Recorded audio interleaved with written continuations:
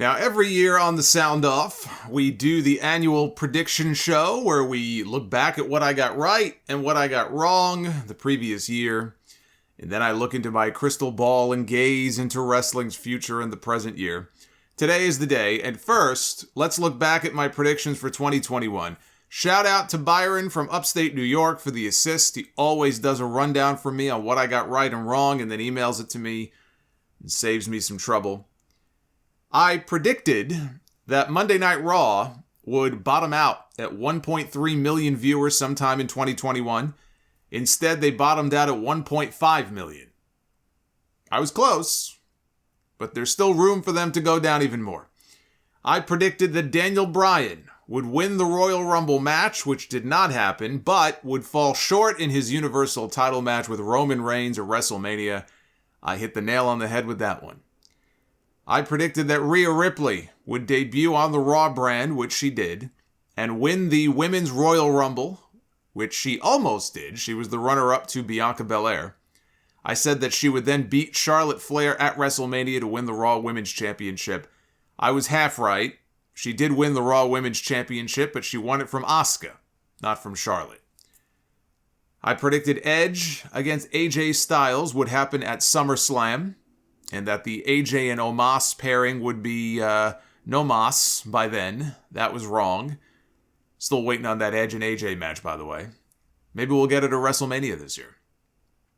I predicted Ricochet would be the next WWE name to leave for AEW, and that Aleister Black would not be far behind. So I was half right. I predicted that USA Network would move NXT off Wednesday nights, which did happen, but I thought it would be Thursdays that they would move to. Instead, they moved them to Tuesdays. I predicted that the Forbidden Portal, as I called it, would be opened between AEW and New Japan, and that the two sides would work together in some way, which did happen. I predicted Kenny Omega would wrestle Jon Moxley in a rematch for the AEW World title at Revolution and win, which he did.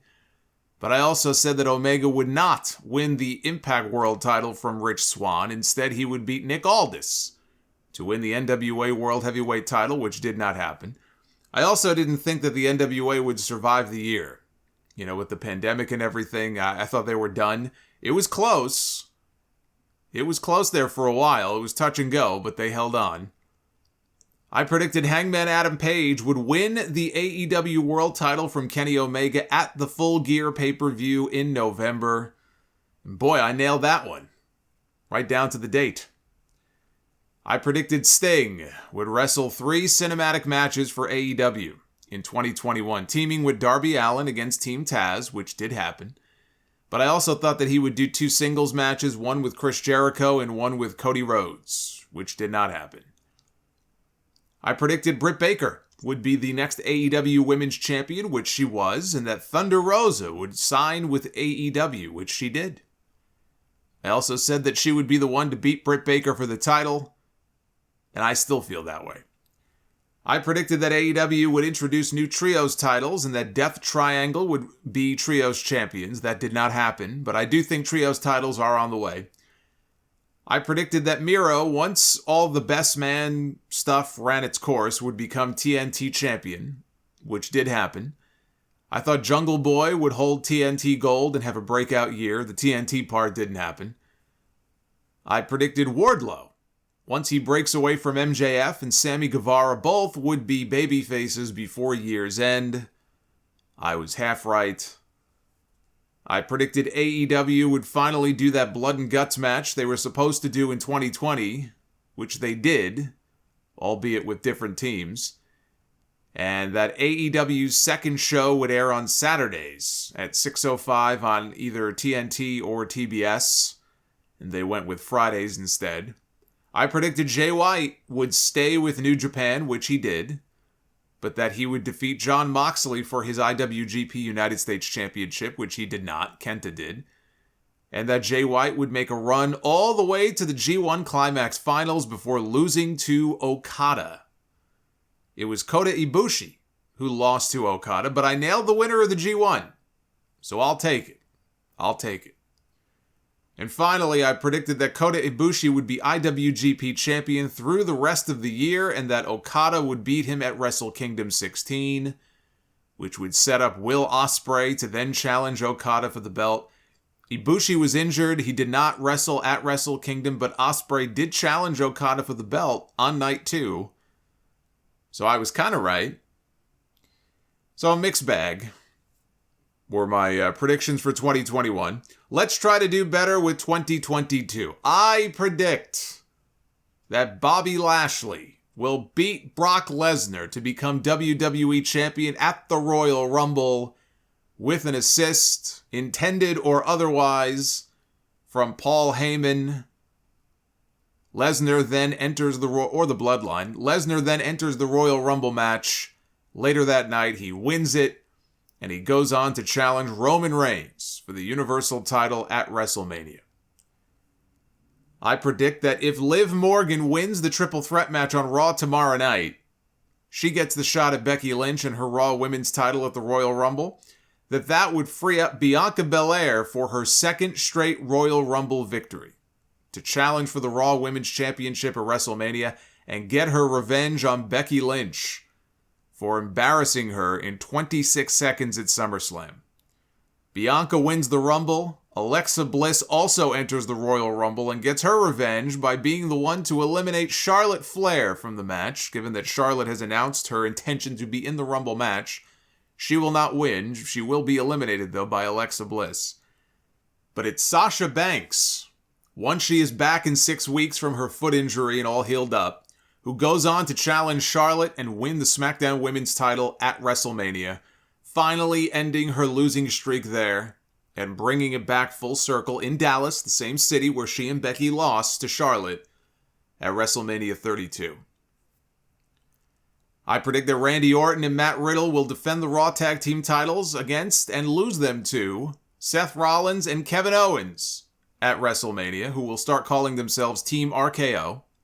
For Rollins and KO, just to annoy Randy Orton. I've been saying this since even before the Day 1 pay-per-view about them going after the tag team belts. I predict that Austin Theory will be the man to take the United States Championship away from Damian Priest at WrestleMania, and Priest will be competing for the WWE Championship by the summer. I predict that Sean Waltman, who recently announced that he is going to be getting back into the ring in 2022, will have a spot waiting for him in the Men's Royal Rumble match as a surprise entrant. I predict the Women's Royal Rumble will not be the only time that we see Mickie James back on WWE television this year when they induct her into their 2022 Hall of Fame class. I predict that Braun Breaker will be on Raw or SmackDown no later than the draft in October, as will Walter and Imperium, and they won't be the only ones moving on. I cannot imagine that USA Network is thrilled about NXT drawing 600,000 viewers on a Tuesday night. I don't think NXT 2.0 survives the year. In its current slot, it either gets moved to a different time or it gets bumped altogether and ends up on Peacock. On the AEW side, Tony Khan can't sign everybody, but that doesn't mean he's done signing people. I think Keith Lee, Killer Kross and Scarlett, Johnny Gargano, and Ember Moon all end up in AEW. And yes, Samoa Joe will work for the same company as CM Punk and Bryan Danielson. And what a three-way dance that would be.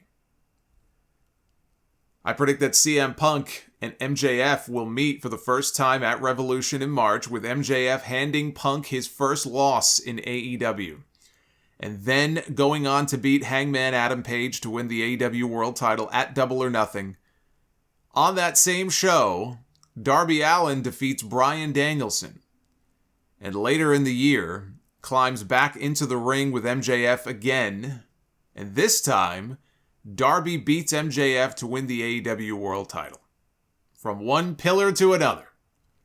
But, before that, as they build to Darby and MJF, Sting is going to get his first and only shot at the AEW World Championship, either on a major episode of Dynamite or on one of these quarterly live TNT specials, MJF will put his title on the line against Sting. And they'll tug at the heartstrings of all the little stingers and the big stingers who want to see him hold the gold one last time. But MJF breaks their hearts, and he pins him. Sting Jr., though, he will avenge his father. And his loss to MJF at Full Gear a few months ago. CM Punk, meanwhile, will feud with Jon Moxley. Kenny Omega and the Young Bucks will face off with Adam Cole, Bobby Fish, and Kyle O'Reilly in a blood and guts match. And not long after, Omega will return to babyface mode. Hook, I predict, will win the TNT Championship from Cody Rhodes. And I feel like Double or Nothing is the time that it's going to happen. But Hook will wear TNT gold, and I believe he will take it from Cody. I predict that Jamie Hayter will very shortly split away from Britt Baker and challenge her for the AEW Women's Championship at Revolution in March, but will lose because it will be Thunder Rosa unseating Britt Baker at Double or Nothing to win the championship. I predict that Santana and Ortiz will finally win AEW Tag Team Gold in 2022, and that Jeff Hardy will make his AEW debut and reunite the Hardy Boys. I predict that the Briscoes, Jay and Mark, will come to AEW for a match against FTR. And I do believe that this will be the year that Trios titles are finally introduced in AEW. I wasn't sold on the idea of just handing the Owen Hart Cup trophy to Brian Pillman Jr. just based off, his name alone. But without knowing yet who's even going to be in the tournament, I keep coming back to his name, and what a great story it would be for him to scratch and claw his way to the finals and win it. I think we see people like Sammy Guevara and Daniel Garcia, find success in that tournament. But I'm going to go with Brian Pillman Jr. to win the Owen, as they're calling it. And I've got Chris Statlander winning the Owens Cup on the women's side. I predict that AEW will run a stadium show in the UK this year and will do so at Craven Cottage, which is a place that Tony Khan has talked about before. I think this is the year it happens. This will also be the year that we see several AEW talent departures. Not mass cuts like WWE does, where they just indiscriminately fire dozens of people, but rather Tony Khan will simply allow certain contracts to expire for people that they're not actively using. Their roster has grown very large. There does come a breaking point where you look at the roster if you want to continue to bring in more people. And it's they're in buying mode. You think about a buy or sell market. It's a buying market for Tony Khan still. If they want to bring in more names because the free agent market is still pretty rich, especially with people that WWE got rid of, then there are inevitably going to be names that fall to the wayside.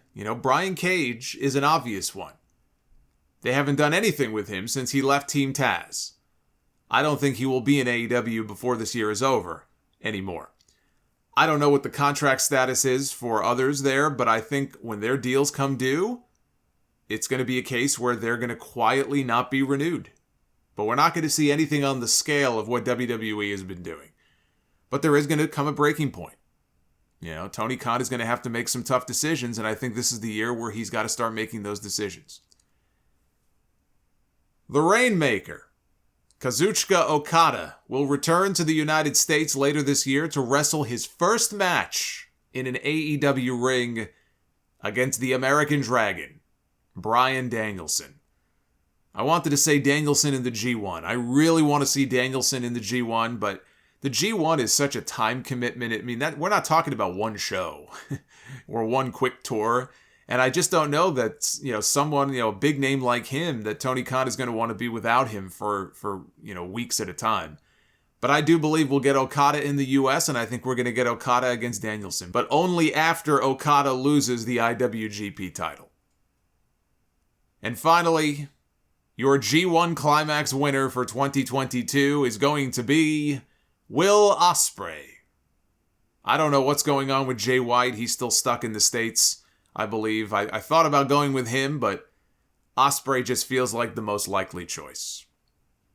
And those are your predictions for 2022. Let me know what you think. Let me know if you agree, if you disagree. And when this goes up on YouTube, hit the comment section. And let me know your predictions for WWE and AEW or Impact or Ring of Honor or New Japan. Let me know what you guys think.